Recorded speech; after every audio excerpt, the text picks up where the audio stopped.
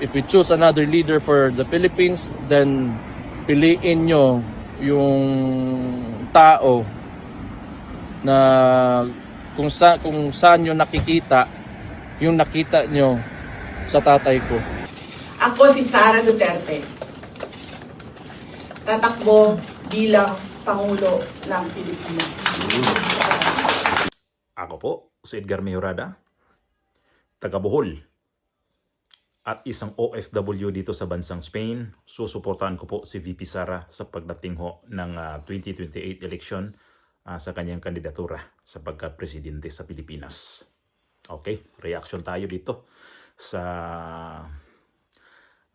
interview ni Basti dito nandito pala siya ngayon sa Europe, dito sa The Hague. So, ito yung gawin natin reaction ngayon. Mintras na ang impeachment ni VP Sara ay unti-unti nang nagkaroon na ng nabubuo na mai-impeach talaga siya sa House of Representatives. Although marami pang proseso na dadaanan, pero opinion ko lang naman na mukhang tutuloyan talaga nila si VP Sara dito sa HOR ulit, dito sa House of Representatives. So hindi natin alam, pagdating ng Senado, baka mamaya bigla na naman itong magkaroon ho ng mga hukos-pukos dito ba sa mga ibang senador dyan. Alam naman natin na iba na ho yung Senate President dyan. So, at gustong-gusto talaga ni Tito Soto na i-impeach itong si VP Sara. So, ito na ngayon ang time na open ko na to rin dito sa aking mga vlog, aking mga dito sa aking YouTube channel, na although gusto ko talaga na mayroon tayong option na dito. Di ba, nagbigay na ako dito kung hindi pwede si VP Sara na tatakbo, walang iba na mapipilitan talaga dito si Basti or si Pulong. Pero sa ngayon na medyo tumatakbo itong impeachment ni VP Sara at nakikita ko itong si Basti Duterte, nakikita ko sa kanya na mukhang ito yata ang gusto ko talaga magiging presidente. Kasi napaka-similar sila ni dating Pangulong Duterte, magsalita, walang ibig ko sabihin ba, walang hambog. At ito yung panawagan niya ba sa at may sinabi siya dito sa kanyang interview dito sa The Hague, at ating tingnan nyo na lang kung ano ang masasabi niyo dito sa kanya. Kung ano man yung mga nakita nyong, or if you have learned anything, or may gusto kayong nakita na gusto nyo ipatuloy, then you can manifest this through votes. Kung may nakita kayo, kasi wala na, because nobody can run for the presidency again. So if we choose another leader for the Philippines, then piliin nyo yung tao na kung saan nyo nakikita yung nakita nyo sa tatay ko. Nakikialam, I mean, may input din po ba kayo sa case niya? Like, for example, Ano pangalan mo, ma'am? Zen Hernandez. Zen Hernandez, ABS-CBN. Magkaibigan tayo. Kami ay nasa gitna. Okay. So what's your We are question again? professional. You were saying? Nawala tuloy ako. Mayor, Hindi, may tanong si Alvin tuloy. sige. Oh. Mayor, what's the first thing that former president asked about Davao when he saw you? Kumusta lang? Kumusta lang? Tapos sinabi ko, nag-oath na ako. Ako na yung mayor. Okay. Sabi ko, pag bumalik ka, di ibalik, pagka ikaw na, ibalik ka lang namin doon as mayor. Gusto pa rin niya to be mayor. Hindi, sabi niya, ayun yun eh. Pero, alam mo, yung tatay ko dyan sa Davao, kahit ayaw niya pa, people would go to his house and force him to file, a certificate of candidacy. So, and I don't think he's going to deny these people who come to him, who want to him as the mayor. Para sa akin, meron na siyang di ba, kung sino yung nakikita ninyo na gustong sumunod o nagustuhan ninyo na gustong ipagpatuloy ang itong kay ginawa dati ni Pangulong Duterte, so dapat yun ang ibuboto. Yun ang ibig niyo sabihin nun. So hindi ba niya alam na ang mga tao ngayon, mayroon ako nakikita din yan sa mga social media na nagsabi na papuruhan man si VP Sara sa impeachment niya. Ang tatakbo nito, hindi talaga lalayo sa mga kapatid niya.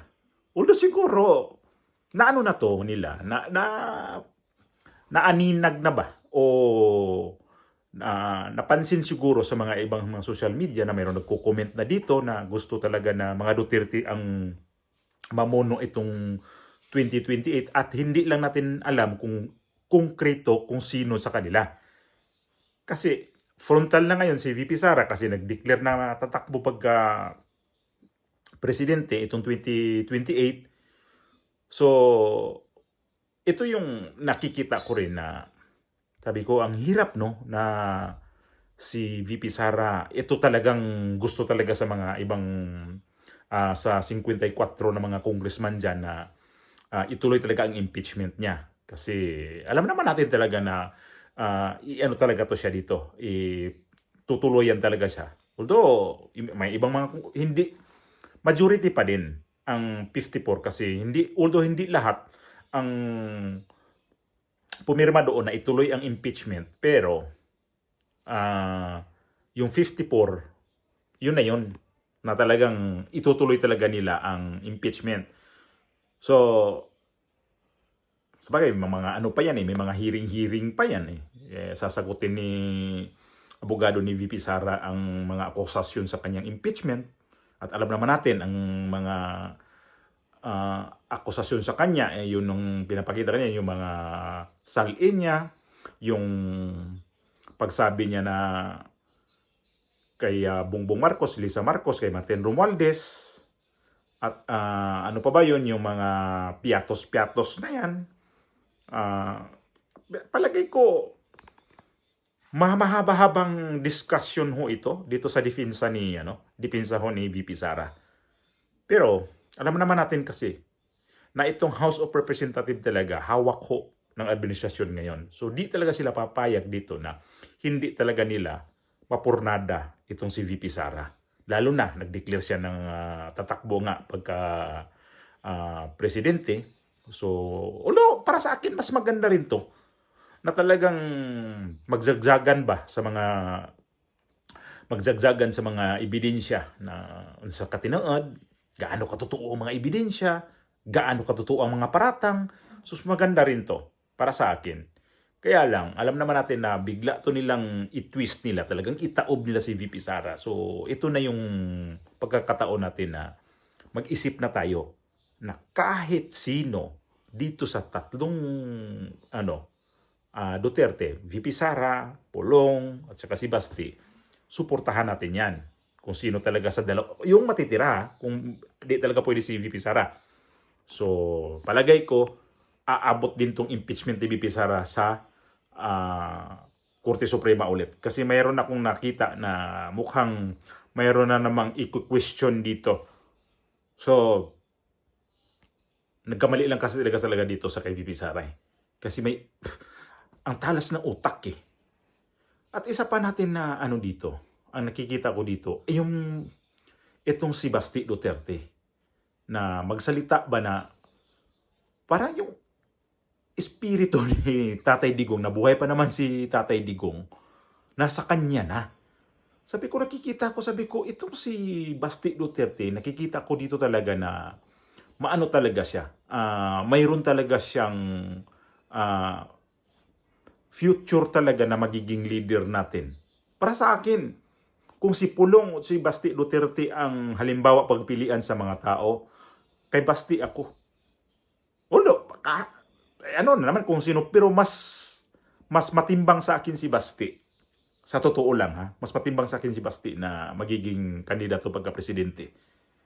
So, itong si VP Sara ngayon, alam ko naman na itong mga ano niya, mga akusasyon sa kanya, yun na nga yung si Madriaga, finailan niya ng kaso ng perjury kasi nga umabuso naman ng husto kasi.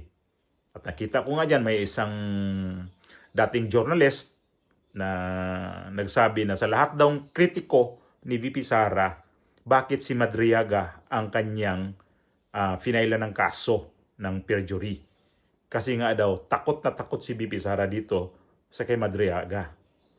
Para sa akin, bakit natakot-takot si VP Sara dyan? Umabuso ng husto.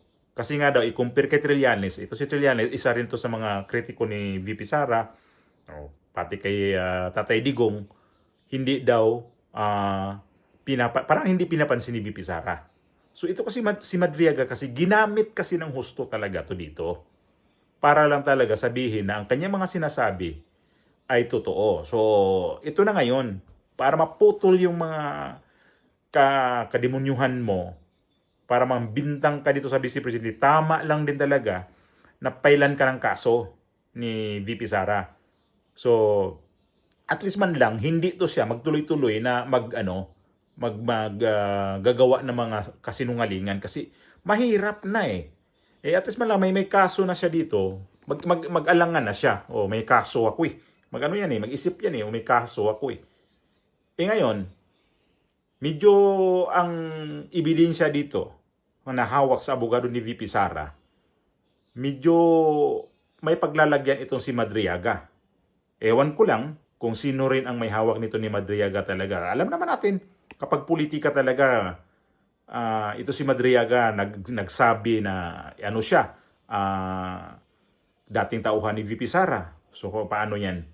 Kung may mga witness yan na sabihin ng mga tao na nakapaligid kay VP Sara na hindi naman nagiging tauhan yan. Paano nagkaroon ng tauhan itong si VP Sara kay Madriaga na hindi naman yan nagiging tauhan?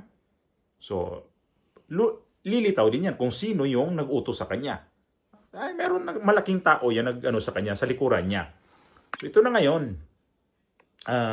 Kaya gusto talaga nila na pataubin talaga si VP Sara ito sa impeachment. Kasi di naman talaga nila kaya na mag-eleksyon na kahit pa 2028 nga eh. Kasi sabi ko nga, di ba, noon pa ho ito eh. Nung kumandidato siya ng pagka-vice presidente na wala sa plano niya sa kanya yung mag-vice presidente, nagkakandidato. Nanguna na nga siya noon, ilang taon ng kanyang pangunguna ngayon sa survey. Tapos ito ngayon, hindi nga bumababa ang kanyang mga survey, ilang taon na be. Kwentahin natin. Yung puro survey, nangunguna pa rin sa kanya, ang kanyang pangalan. So ibig sabihin ito, na ang ginagawa niya ni VP Sara, hindi tumalab dito. Kasi ang mga tao, hindi nakikita na totoo ba talaga ito. Nakikita nila na paninira talaga. Kaya itong administrasyon ni Bongbong Marcos, wala na talaga silang pwedeng gawin dito kung hindi talaga nila pupuruhan. Talagang hindi lang pilayan, talagang lumpuhin talaga nila si VP Sara dito. Kaya tama lang din talaga, ngayon pa lang, na doon sa may nag-isip din na option natin dito, baste or pulong, na tayo dyan, yan na ang palalakasin natin ngayon. Kasi alam ko naman, ito si Pulong may nakapagbulong na rin dyan. Kapag hindi pwede si kapatid mong babae, kayo ni Basti ang pipiliin namin ha. Sigurado mayroon nakapagbulong sa kanila. At isa na ako dyan, na suportado ko talaga to si Basti. Mas matimbang nga sa akin si Basti talaga, na siya talaga ang tatakbo. Kasi mukhang mas may tapang si Basti kay Pulong eh. Nakikita ko eh. Kapag nagsalita, hindi plastic. Kita naman sa interview, di ba? Pati nga reporter ng ABS-CBN, parang si Tatay Digong talaga eh. Pati reporter ng ABS-CBN si Sin Hernandez. May kunting banat eh, may kunting Kayo sa pitik. case niya, like for example, Ano choice of pangalan mo, lawyers. ma'am? Zen Hernandez. Jan Hernandez, ABS-CBN. Magkaibigan tayo. Kami ay nasa gitna. Okay. So what's your We are question again? professionals. You were saying? Nawala tuloy ako. Di siguro yung dalawang reporter ng ABS-CBN nandyan na sa kanya, kasama niya dyan sa ito si Basti Duterte dito sa Dahig.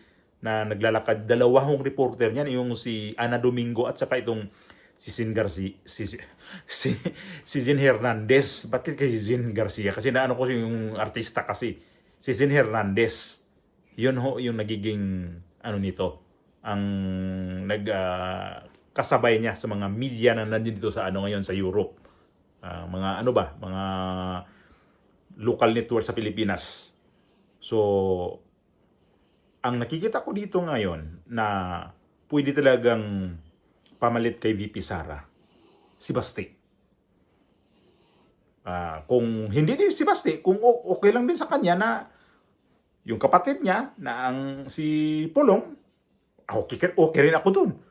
Pero sabi ko nga, mas matimbang sa akin si Basti kasi matapang matapang magsalita, hindi natatakot. Although hindi siya abogado, pero bakit si Bongbong Marcos hindi man to abogado, pero wala man to. Kung mapresidente to si Basti at i-compare natin kay Bongbong Marcos, nako, makikita natin dito ang comparison nito sa hindi mga abogado nagiging presidente kung sinong mas magaling sinong mas magaling mamuno, sinong magaling sa diskarte. Walang binatbat ito si Bongbong Marcos. Ngayon nga yung mga ano niya na hindi daw makalipad ang mga eroplano para magsundo sa mga OFW kung saan mang bansa na apektuhan. Ganun kahina ito si Bongbong Marcos. So, ito na yung gusto nating natin ngayon. Napagandaan natin to. Basti Duterte tayo. Either Pulong, basta Duterte pa rin. Kahit sinong i-endorse ni VP Sara, mananaig pa rin ang kanilang mga Duterte.